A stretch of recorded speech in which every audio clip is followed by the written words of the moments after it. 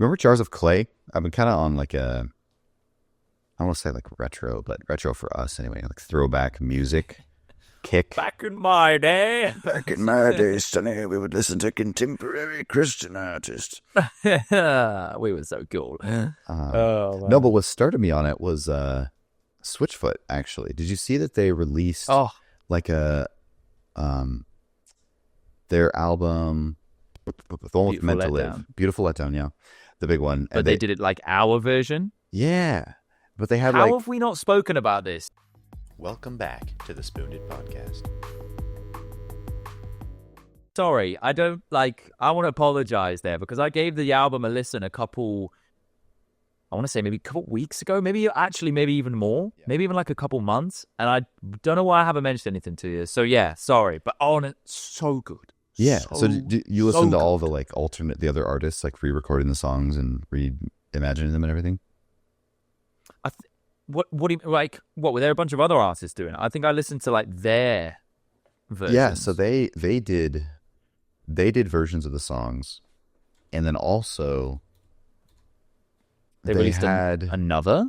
They had like John Bellion, Reliant K, Ryan Tedder. Like they had a bunch of people go through and like each take a song and reimagine it. Basically. Well, I didn't listen to that. You should check it out. I listened to the reimagined version of the album. That sounds crazy. Yeah, you should check it out because the one that I saw first was John Bellion because I like follow his socials and whatnot, and he posted a whole big thing and he was like, when I was 13, I heard Meant to Live on the radio and I knew I wanted to like make music. That was going to be my thing, and it was like the most incredible thing I'd ever heard, and the way that the sound moves side to side. I knew that I wanted to like do that. And so here's like my version of Meant to Live. That intro is so cold. That he recorded with like a whole like orchestra. It's so sick. He is good at that kind of thing. It's so sick. He is crazy. So he did Meant to Live, Reliant K, Ammunition. Nice. Ryan Tedder from One Republic did Dare You to Move. The Jonas Brothers actually did Beautiful Letdown. No way. Owl City did Gone. So it's kind of like a whole bunch of people that we used to check out. That is cool. Tyler Joseph from 21 Pilots did 2024. And then a couple other people I don't really know that. I know Colony House, I suppose, but Monica Martin, Noah Anderson, Sleeping at Last, Dayglow did Adding to the Noise. We used to like that one a lot. Yeah, I don't. And Ingrid Andress did On Fire. Who did Adding to the Noise? I think that's my favorite tune from the album. Dayglow. You know what? I listened to that one and they kind of tone it down a little bit, which I was a little bummed about, to be honest, because I remember you know what I remember about that song in particular was that the version we had of the album, like a digital, MP3s, I believe was taken directly off of a CD, and because of the way that like our ripping off of CDs worked, it like wouldn't always get like the information about the song, like with the track. So I think I think Adding to the Noise was like on all of our MP3 players and computers was like track 11, and so be like, go to track 11, play track 11. Yeah, it was so edgy. Yeah. I remember getting that. I remember getting that from from like a teacher that we used to have. Oh yeah. Called Auntie Jo. Did you ever meet her? She was so cool. She was so edgy. I remember. I think because I came and Auntie Allison was there, so I think she was the one right before. If I remember correctly. Right, yeah. She was just before. Yeah. She was just before. Oh man, she was so cool. I remember I used to like go to go to school. Right. I don't know why I did that. I go to home school, like it is school. Go to school. and I'd take like hair gel with me, and I'd be like, Auntie Jo, can you like give me some crazy hairstyle? So once she gave me like a mohawk, she once gave me a dew hawk, and then once did a tri hawk as well. That was cool. Nice. And then one time she did like the Darth Maul hair. It's not even a hairstyle, but she gave me like spikes. Yeah. Oh man, I must have looked so weird, but I felt sick. I felt so cool. But anyways, she was the one who gave me that album on an MP3. Okay. But we couldn't. It was just track 1 to however many songs there are on there. Is it 13? Maybe 14? 12, 13. Yeah, something like that. something like that. So Anyways, verify. but we couldn't access 12. the names, and like because I didn't, because we didn't know. I don't. We may have known the name of the artist, but I don't think we even knew like the name of the album or anything like that. So I remember us having to try and like make up the names. Do you remember that? And then like once we could finally find it out, then we compared it to them. Yep.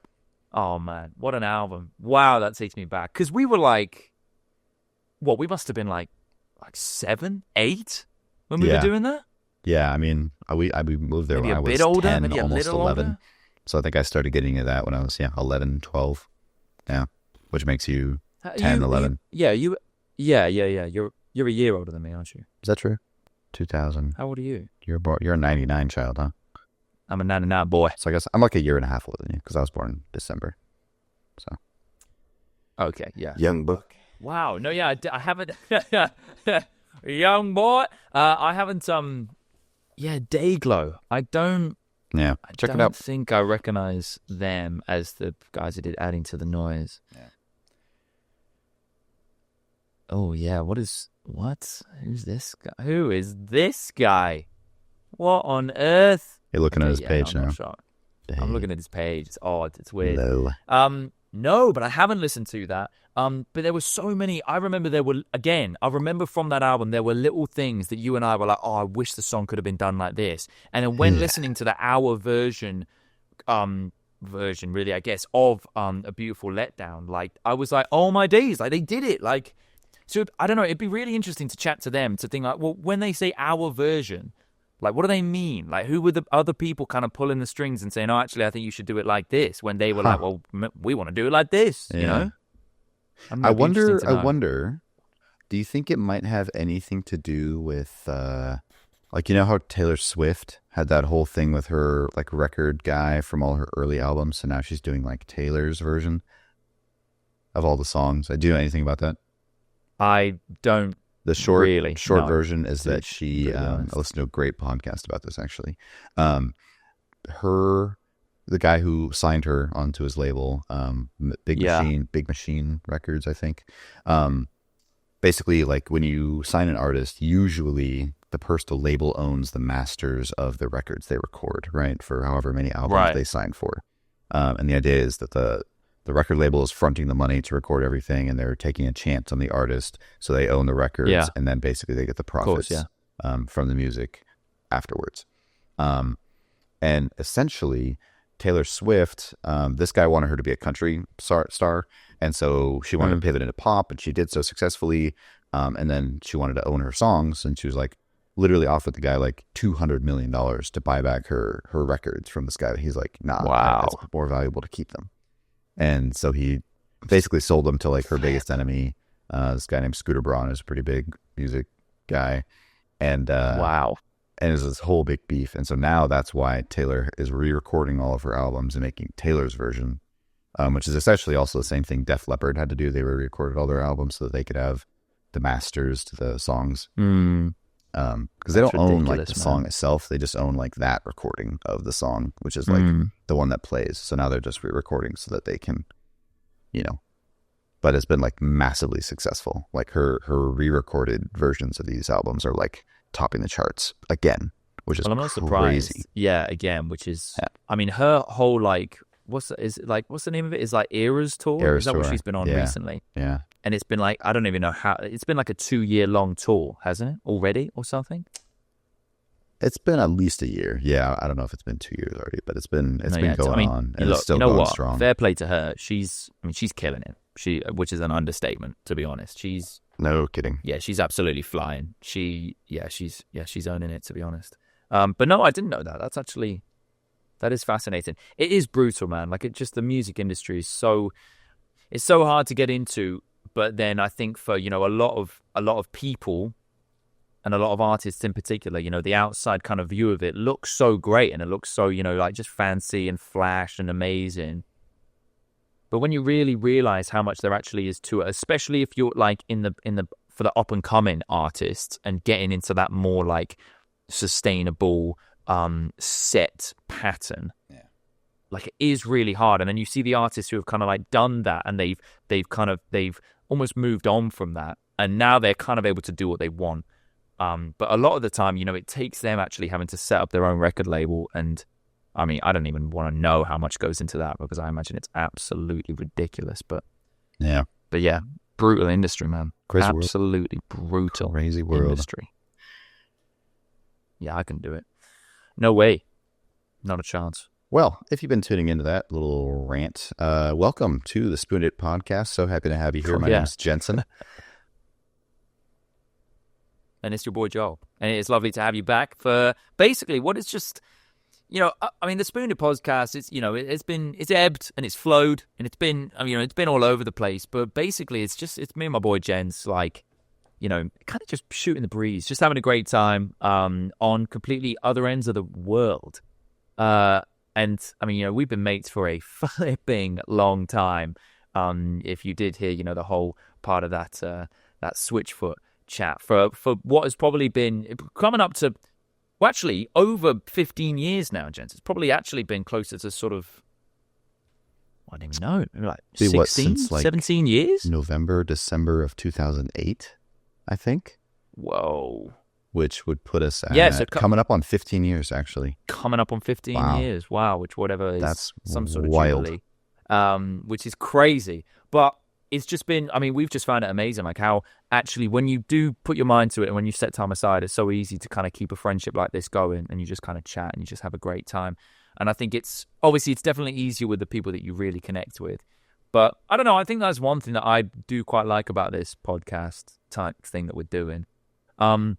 Is I really feel that like it's quite a what's the word that I'm trying to think of? Like I think it's a good example of the importance of just keeping these kind of friendships going, because when you do meet someone that you really just click with on so many different elements in your life, it's like you got to hold those people close, because you're going to meet a lot of people in your life and there's no way that you're going to connect on all these levels with all of them. So hold the people close. And anyways, that's my little spiel, my little love letter to Jens. Sorry, I went off a bit of a tangent there, Jens, but yeah, you're just gonna have to excuse me there. It was sweet, and I 100% agree. Now, on the subject of holding people close, I have a bit of a story for you about something that I did this summer, and I'm curious to see your reaction. Okay. Yeah, now I'll just get into it. So that if for the past 6 summers, not counting a break for COVID, I volunteered at a camp in the summer in Northern California. Yes. It's called Opportunity Camp, and the camp is mainly for kids who are in the foster system or have been. And so basically it's a lot of underprivileged kids. It's a lot of kids in tough situations. The age ranges are typically, what was it this year? Like maybe 8 to 15, 8 to 14, something like that. Yeah. And it's a really cool organization. It's based out of the Church of Christ over there. And the whole kind of goal of the camp is just really to love on these kids and just give them grace and love and just be there with them. It's only 1 week, so it's not even like a whole summer long thing. But it's all volunteers. Everybody, flies down there. A lot of people are from California, so they drive up. It's kind of in the middle of nowhere in nature a little bit. And you just get together, sing songs, play camp games. And one of the things that they do is called the evening program. And so basically at the end of each day, they have everybody kind of gather in the amphitheater and just get together and do some silly songs. They have a lesson in there, and they have a couple different productions of sorts that they do. And one of them is kind of like essentially it's a talent show every night where, anybody can get up there and tell some jokes. We've had card tricks, a lot of kind of lip syncing or dances and stuff like that. And it's great. And really it allows the kids to just be in the spotlight for a few moments, and for a lot of them, it's very daunting. It's very scary, but it's really, they feel appreciated and they feel like seen, which is kind of a big part of what the camp is about. Because it's a lot of, for sure, kids who are just not getting kind of the love and attention that they would if, in kind of a normal, stable family home. So anyway, ideal home setting. Yeah, exactly. Yeah. So, so with that in mind, let's see, since I've been there, actually not since I've been there. for like four of the 6 years that I've been there. This one guy, Matt, has been Matt and Amy, who have been doing. Actually, Matt's been doing camp about as long as I have, but his wife's been doing it forever, and Amy's been doing it for like 30 years. And so they were running the evening program, and they're very talented, very funny. Amy is like an actual actress. She like had a play that she was in Colorado this year. And Matt is he does stuff with a church, but he's super duper funny. Very, very talented stage presences. And so they gave me a call up actually this summer and said, "Hey, Jensen, so for Opportunity Camp this year, we are looking at moving on from hosting the evening program, and we're looking for some new people to do it. Would you be willing to help us do that?" And I was like, "Oh man," because it's I mean, it is a camp, and there's kind of a camp sort of mode you get into when you're there, right? Like, you're not just like regular Jensen. You're like Jensen dialed up to 11. You got to be in it. You're enthusiastic because the whole goal is to get kids to participate, right? So if you're not having a good time, they're not going to have a good time. So it's going to rub off on them. Yeah, exactly. So I knew that I could go into that mode because I've been doing it for a while now, and I was like, you know what? Let's do it. That sounds fun. And, nice. And so I got paired up with this other counselor who's been doing it longer than I have even. Juliana's her name. Super duper funny. Her dad is like I don't know. He's been doing camp forever. So she's like a camp grown kid, very kind of, very much a presence there. So here we're doing this, we connected a little bit over the summer, like talking about like, what do we want to do? We didn't get a whole lot, aside from we like coordinated a couple different like outfits to bring basically just so we could have something that sort of matches on a couple of the nights. Right? Yeah. And basically, what it entails is, you go up there, you have a persona of sorts, and you just like invite the kids up on stage. You have to like pre-screen their acts just to make sure there's nothing crude or listen to the song and make sure it's not bad or anything.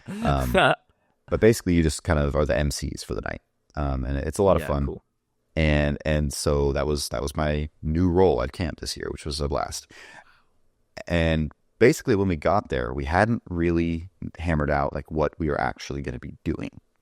And it sort of all came to us on the day we got there, which was the day before the kids arrived. And my name tag said Jensen B. Anderson, which do you know do you know what my middle name is? Just Bruce, right? Bruce, yeah. So it is my middle name. So Jensen B. Anderson, which is technically correct, but I don't go by Jensen B. Anderson or anything like that. But what had happened was on my Google autofill, like when I was filling out my, staff returning application, it just filled Jensen B. Anderson, and I hadn't changed it. Okay. So that's what they printed on the name tag. And so that was there, and I just was like, all right, Jensen B. Anderson. They, had to laugh about it for a second. Yeah. And then I had this idea, because they were going to print another name tag which had like the schedule on it and stuff like that. And so I had an idea of what if Jensen B. Anderson was my stage presence, right? And I would be Jensen B. Anderson on stage because I already had a name tag for it. Yeah. So it had an extra, level of authenticity already. And B would stand for British. Oh no! And so, I know where this is going. And so, as you know, Joel, over the years of hanging out with you, I've acquired what many here in America think is a pretty good British accent. I don't know if you would agree with that or not. I have a feeling that you wouldn't. Whoa! But I decided that I was going to utilize that and kind of create this persona of a British like America's Got Talent judge who was, waylaid and sent to this camp to go see if America has got any talented people in it. Because we know that everything is better in Britain. We've got Queen, we've got Ed Sheeran, we've got the real football, all that stuff, right? And so I very much tapped into our almost 15-year-long friendship now and just dialed up every little thing to 11.5 to create this persona, Jensen B. Anderson. Jensen British Anderson. Yeah. I love that. Yeah. And the kids were so into it. It was so funny. They must have loved it. I got up there I'm like, or I'm trying to remember what even came. I'll find you an audio recording. And I was like, "Yeah, you got to." All right, everybody, this is Jensen B. Anderson. I'm, you may have seen Jensen Anderson around. He's my American cousin. We're identical cousins, as a matter of fact. And I'm here from England just to see if you guys have got any talent, really, because you know that everything's better in Britain. You think of the top artist of the day. It's Queen. It's Ed Sheeran. It's just everything's better over there. So anyway, so that was the shtick, love that. right? Wow. And come on. And we did that the whole week. And a couple of the things that kind of stood out that came up when I was on stage that I thought you might appreciate is during there was a lull where I think somebody was waiting for, they were getting their group on stage or something, right? And somebody wasn't wanting to come. So there was a bit of a delay, right? And so to fill the space, I was like, all right, everybody, you want to hear, I've got some British humor for you, right? So anyone want to hear a British joke? And they're like, yeah. And so I'm like, okay, all right. And I have nothing. This is completely unprepared, as you will notice. Yeah, no, it's garbage. But I go like, all right. Now, what did the sticky wicket say to the cricket bat on a Monday? Oh my God, what was even the punchline? It was like, not with my tea and crumpets, you don't. Just absolute nonsense. And it's basically terrible, nobody got it because there's nothing to get, right? No. But I see Matt in the corner and he's like cracking up. He loves it. I'm like, he's losing all right, it, I got one. Yeah, And so then as the week went on, I did that a couple more times, and I actually managed to think of a couple that like made some sense. Like I had right, nice. Oh shoot. Oh, it was like I had like the Queen of England and Meghan Markle were walking into a cafe, right? And they approached the table, and the Queen says, "Have a seat, Meghan." And Meghan says, "Oh no, you first, Your Highness." And the Queen goes, "Suits yourself." Because Meghan Markle was on Suits. Anyway, but the best part nice. was that the kids who definitely, even the jokes that like kind of made sense, they definitely did not get them because they were like, they don't watch Suits. Like, come on. Yeah. But they would crack up anyway because they wanted to, get it, and they wanted to be in the know, right? Yeah. And I would like, I would make that, a thing too. I'd be like, hey, if you don't get it, no worries. It might be a little bit over your head. And they're like, no, we got it. Good joke. It was so good. They're just backing you. Oh, I love that. It was so good. That's great. Yeah, that is great. Yeah. That's brilliant, man. Jensen I think that's Anderson. Jensen British Anderson. I do think that kind of shows like how you are just, you do have your heart in the right space for this kind of thing. That is really, really cool. I don't know if you know, but it is a bit sad, but the Queen has since passed away. I do that. You do know that. Okay. Yeah. No, but so obviously for the time, the Queen was very much alive, but actually, there's one more thing I wanted to tell you. So the whole week, the kids are trying to, prove that I'm Jensen is Jensen B. We're the same person, right? And so every night I would come up with something else and be like, look, I've got a different name tag, right? We can't be the same person, and also you can't fake an accent. You just can't do it, right?